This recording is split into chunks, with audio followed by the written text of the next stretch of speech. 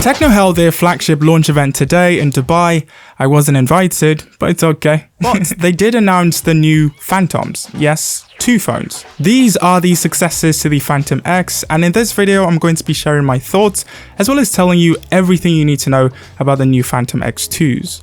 Now, there are not too many differences between these 2 phones, so what I'm going to do is talk about the similarities and then mention the differences.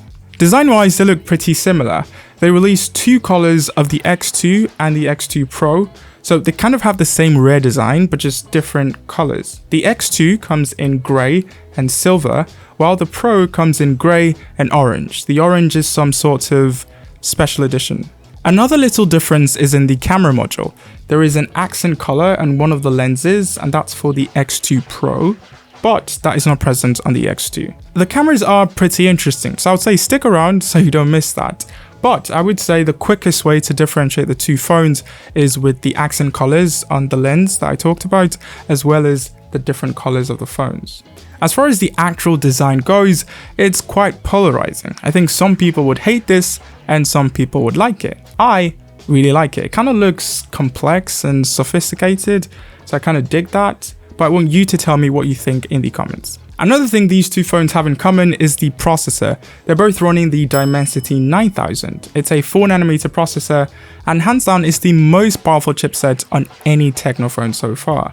Now, MediaTek is kind of known to make budget chipsets, but this Dimensity 9000 is no budget chipset. It's pretty high end and actually on par with the Snapdragon 8 Gen 1. In fact, it's better than the Snapdragon 8 Gen 1. For the full review, we're definitely going to be testing this out, probably even comparing it to some other flagships. Now, they might have the same chipsets, but they don't have the same amount of RAM. Now, on the X2 Pro, you get up to 12 gigabytes, while on the X2, you get up to 8 gigabytes. Now, they both support memory fusion or virtual RAM, and that gives you an extra 5 gigabytes. So that's a lot of RAM. Both phones as well are 5G enabled, because they use the same chipset. These phones are also really similar when it comes to their displays. They both have a 6.8-inch display, 1080p resolution, an AMOLED panel, and a 120Hz refresh rate. They both have Gorilla Glass Victus protection for the screen, but they do not have support for HDR10. But I think overall the display specs are pretty good. Not quite flagship level, but very respectable. For software, they're both running Android 12, and I think that's weird because the Camera 19 Pro 5G, which is cheaper, is already running on Android 13. So it's quite surprising that these didn't come out of the box with Android 13. And it would be even weirder if they do not get Android 13. But I did read an article that says that Tecno signed a 3-year partnership with Google on software. It says Tecno smartphones would be at the forefront of delivering latest Android updates. So fingers crossed, this should mean that the Phantom X2s would be getting 3 years of major OS updates. Battery is the final category where they have exactly the same spec. So they both have a 5160 mAh battery cell and 45 watts fast charging.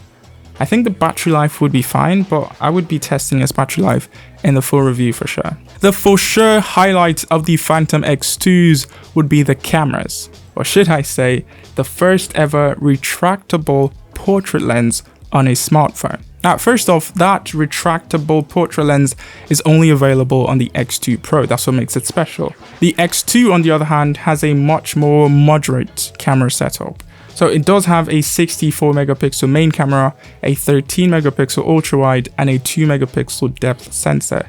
The Pro, on the other hand, has a 50 megapixel main sensor, a 50 megapixel 2.5x portrait lens, and a 13 megapixel ultra wide lens. So clearly the X2 Pro has the better camera setup, but I think I'll talk more extensively about the cameras and that retractable lens in the full review.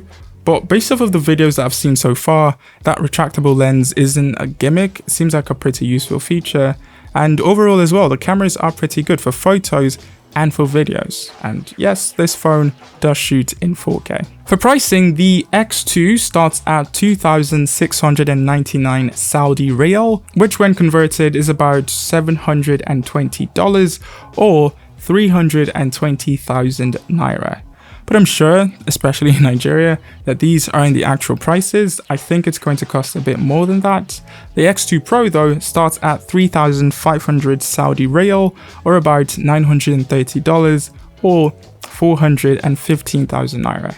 Probably going to cost at least 500,000 naira. That's my guess. But let's see. Again, subscribe because I'm going to talk about this in the full review. People see the Tecno brand as a mid-range or budget brand, but it seems like they're trying to change that perspective by jumping into the flagship market.